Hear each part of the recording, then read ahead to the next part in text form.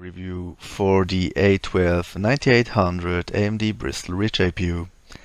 As you know, AMD has completed their lineup of Zen-based high-performance chips with Ryzen 3 just some weeks ago, but hasn't yet released anything for the sub-$100 market. That has changed now with the retail launch of their Bristol Ridge-based entry-level lineup. Bristol Ridge is based on the Excavator architecture. Initially, Excavator was supposed to be the last iteration of AMD's Bulldozer-based FX line. But when AMD figured out that Bulldozer will never be able to compete against Intel, they left the high-end segment for some time, began to work on Zen, and turned Excavator into an energy-efficient mobile core. Excavator came to market already in the year 2015 as Carrizo, exclusively for mobile. 1 year later, AMD finally launched Excavator also for desktop in form of their Bristol Ridge lineup, but only for OEMs. Bristol Ridge, also named Carrizo version 2, is the same chip like the one launched in 2015, but with a refined process and newly activated features that allow for higher clock speeds. Actually, half of the gains in CPU and GPU performance came from working with global foundries to improve the existing 28nm manufacturing process. Before we go to the benchmarks, let's have a look at the specs of the A12. It comes with 4 Excavator cores clocked up to 4.2 GHz, 8 GCN 1.2 cores, the same as in Fiji, clocked up to 1.1 GHz. It has 8 PCIe lanes, supports DDR4 2400 up to dual channel mode, and is not unlocked, but we will talk about that in a moment. It also supports 4K HEVC, 4K H264 and VP9. Officially, the A12 is locked, meaning you cannot set its multiplier manually, but after testing several mainboards, turns out that ASUS allows you to set the multiplier along with many other options on a B350 mainboard or higher. Now to the test setups for the benchmarks. We have the A12 on an Asus Prime B350MA and 8GB of DDR4 2400 memory in dual channel mode, and the Pentium G 4560 on an ASRock H110M DVS revision 3, and also 8GB of DDR4 2400 in dual channel mode.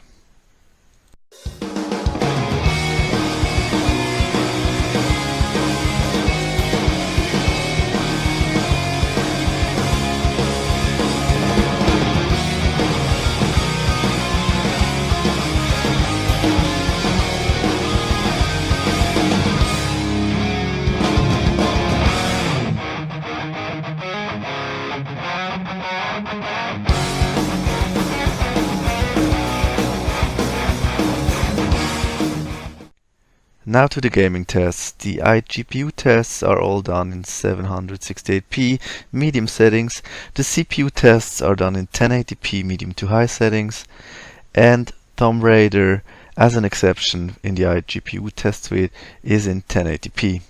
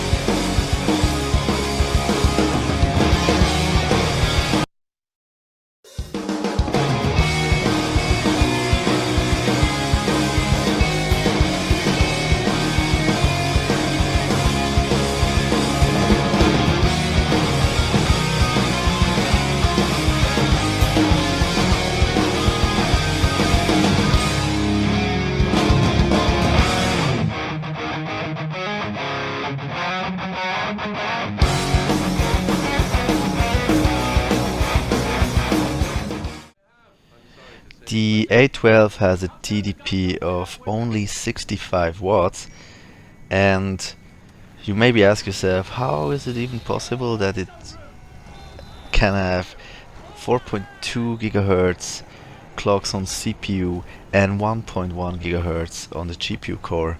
Well, it's not always possible. The APU throttles.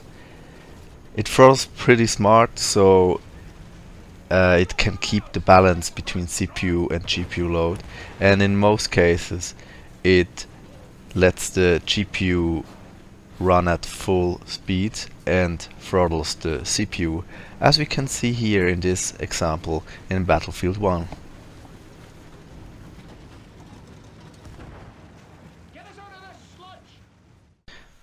Now to the energy consumption of the system running in A12.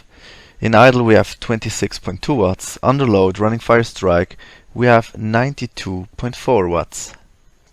So all the iGPU tests were run at a pretty low resolution, which is normal for a APU. But can the A12 also run games in 1080p?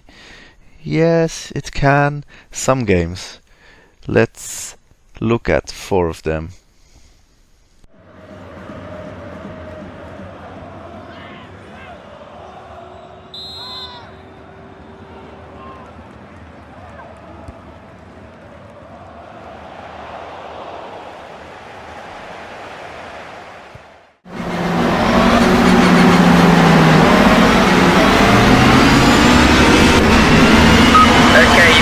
Warning for the race director for cutting the track. Try and respect the track limits, keep it between the white lines.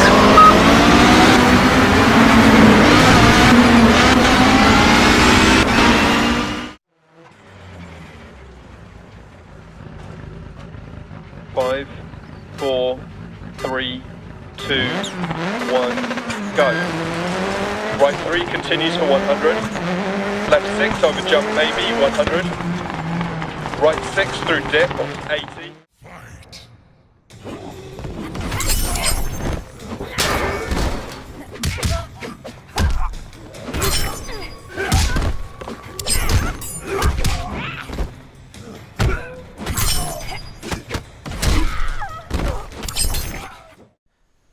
So that was my first review I ever made. I hope you enjoyed it. If you have inputs, let me know in the comment section. I have to say it was a pretty impressive piece of hardware, especially for an APU. It has relatively weak CPU cores, but they are fast enough for doing normal office work, surfing, browsing, watching videos. The iGPU is without competition, I think. It's the strongest iGPU out there, especially for the price. You get pretty good 720p gaming at mostly 60 frames per second if you want to lower the settings, and some games even run at 1080p in pretty playable frame rates.